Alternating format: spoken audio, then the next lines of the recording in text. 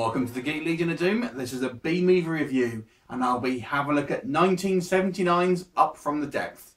So this is obviously a kind of B-movie rip-off of the Jaws movie. And we saw quite a few of these after Jaws was released, and Jaws is kind of regarded as really the first of the sort of summer blockbuster films. So it's unsurprising, really, that we actually saw a real crop of these sort of rip-off films started to come out. We had Tora, is probably the most well-known out of the kind of copies. But this one, Up From the Depths, is pretty forgettable, if I'm completely honest. It follows pretty much the same plot, really. Here we have a kind of holiday resort in, I believe it's Honolulu, and we start to sort of see that people are getting sort of terrorised and something sort of in the water, sort of snatching people, but we don't know quite what it is. We are told that it's some kind of shark-like fish, but not a shark. There's some sort of theories that there's some sort of disturbance underground which is causing all these sort of different sort of sea creatures to come up on sort of this area where this sort of beach resort is, where they shouldn't really be normally.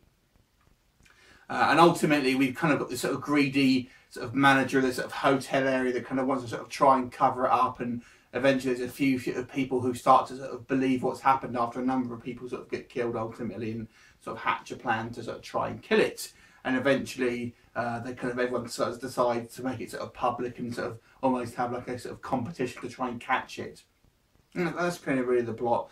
So I'll be quite honest with you, there's not a lot to really recommend this film. It kind of pretty much fails on every level. I mean, the acting is so terrible in this one. I mean, we are talking 1979, admittedly, but nevertheless, it is pretty poor. You kind of watch, obviously, something like Jaws, which admittedly obviously had a higher budget, but this one is so cheesy. And yes, this one does have its tongue-in-cheek, to be fair, but unfortunately, everything about it is just so cheap. There's so much time wasted on just filler shots here, just of like lots of underwater shots and just like these sort of various sort of characters that really have no bearing on the story, just sort of to run up the actual running time, which is, to be quite honest with you, fairly short anyway. But nevertheless, it still feels like it's padded out a lot of these just sort of filler things that are absolutely unnecessary. And we barely actually ever see the actual creature itself. We kind of see a bit of it towards the sort of, I guess, the last third of this film, but even so, we only ever see sort of glimpses and stuff like that, and it really isn't very impressive when we do see it. Really just a, you know, a kind of rubber fish ultimately.